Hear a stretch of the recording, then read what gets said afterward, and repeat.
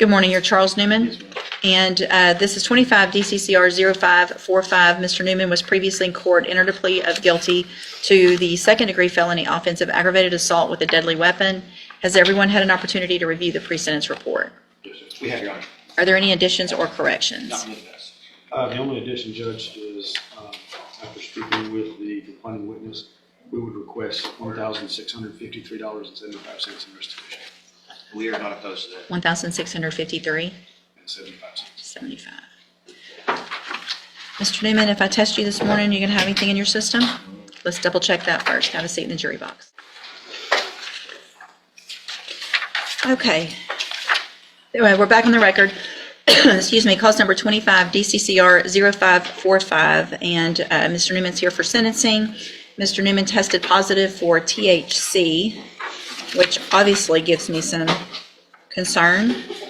Which, just to briefly address that, he took a drug test just the other Thursday. That was for work.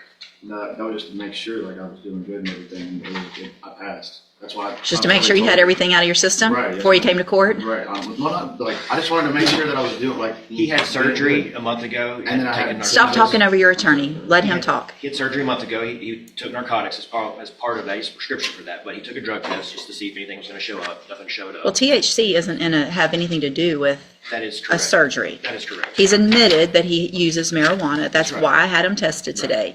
So at some point, you used marijuana, and you clearly were making sure it wasn't.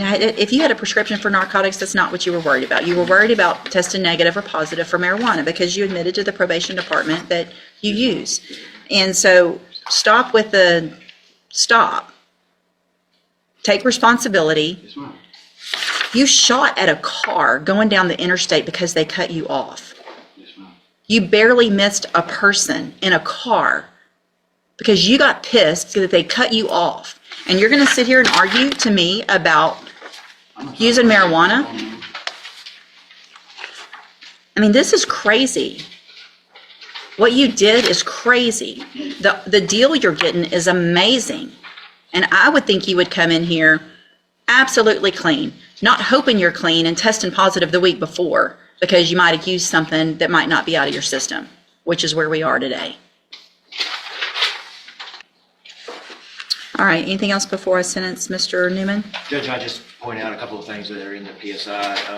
This is a severe situation, but it's certainly out of character. Mr. Newman has never really been in trouble of any kind before, so this is definitely certainly a one-off. He's always remained employed, had good employment. He did lose his job as part of this case, but he's had surgeries recently and he has work lined up, so he is intending on continuing to maintain the normal life that he's always held, other than this particular incident. Obviously, if marijuana use is a concern, if he can't stop using marijuana, they're going to figure it out at probation, whether that's drug testing or a patch or whatever the court decides is necessary for that. But it's not using worse drugs that would be even more concerning considering this case. So we're just asking the court to follow the deal and impose whatever drug conditions the court deems are necessary. Mr. Smith, anything else? No, Judge. All right, so Mr. Newman, what I'm going to do, I'm going to find that you entered your plea of guilty freely and voluntarily. I'm going to find sufficient evidence to find you guilty. However, I'm going to follow the agreement that you made with the district attorney and defer all proceedings and place you on probation for a period of 10 years. You're ordered to pay a $1,000 fine. You're ordered to pay restitution in the amount of $1,653.75. You will be ordered to enter and successfully complete the JCDI program, which is an intensive outpatient treatment program. Obviously, if you're using this close to court, you're going to get some treatment to make sure you're not. You will be required to wear a drug patch until further order of the court. I am also going to order that you serve 15 days up front in the Jefferson County Jail. And so you'll talk to probation today. You will go into custody.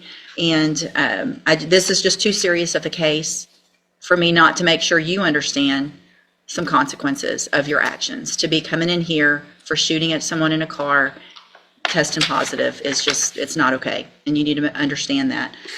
So this is still an amazing opportunity you don't have a felony conviction on your record. So if you successfully complete the probation, and Mr. Galmore's right, this is apparently seems to be very out of character, but it's so serious that it's just something's going on, and we're going to get that figured out.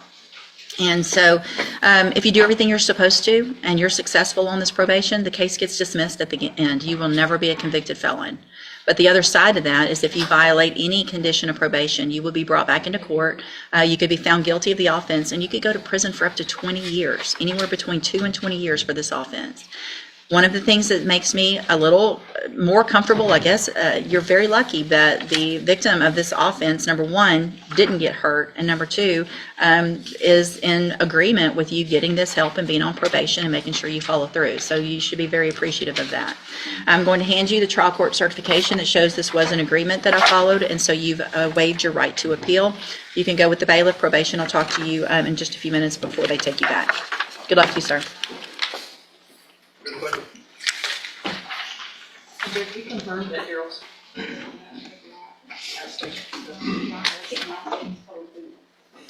Good morning, sir. You are Isaac Mitchell. And Mr. Gertz, will your client waive the formal reading of the indictment? You will, Judge. Give me just a second. Mr. Mitchell, in cause number 25 DCCR 0587, the state has elected to proceed on the lesser included offense of a Class A misdemeanor assault family violence from April 17th of 2025. And how do you plead to that charge? Speak up. Are you pleading guilty freely and voluntarily? Yes, sir. And are you pleading guilty because you did what they've charged you with? Yes, sir. I have here on the tablet some documents that have your signature on them that the state has marked as Exhibit Number 1. Before you signed these, did you go over them with Mr. Gertz? Yes, sir. Do you fully understand them? Yes, sir. And do you understand, if I follow the agreement that you made with the district attorney, that you'll be waiving or giving up any right to appeal? Yes, sir. And it looks like the agreement that you've reached is for a 2-year deferred probation. There would be a $500 fine, and you would be required to follow all of the rules and conditions of probation. Is that your understanding? Yes, sir. In addition, there would be a dismissal in it looks like you have misdemeanor court as well as the felony in cause number 25 DCCR 0588. Is that your understanding? Yes, sir. And are you a U.S. citizen? Yes, sir. State tenders number 1. Judge, we have no objection. It's admitted. Is there any evidence that Mr. Mitchell is not competent? None at all, Judge. And the agreement is to get a pre-sentence report, correct? That's correct, Judge. I'm going to find that you entered your plea of guilty freely and voluntarily. Find that you're mentally competent and understand the nature and the consequences of your plea. Find sufficient evidence to find you guilty. However, I'm going to reset your case for sentencing so that the probation department can do a pre-sentence report. That'll give me more information about you and your case, and then we'll come back later for sentencing. And y'all had an agreement for something else? Yes, Judge. So currently, his bond conditions include a GPS device and no contact with the complainant. We've agreed that we will, I don't know if the word is waive or alter those bond conditions to remove those 2 conditions. Okay, and you Judge, I have, have no objection to that. If the record will please reflect that the complainant, Ms. Burleson, in this case, this is a young, newly married couple. First baby is on the way very shortly.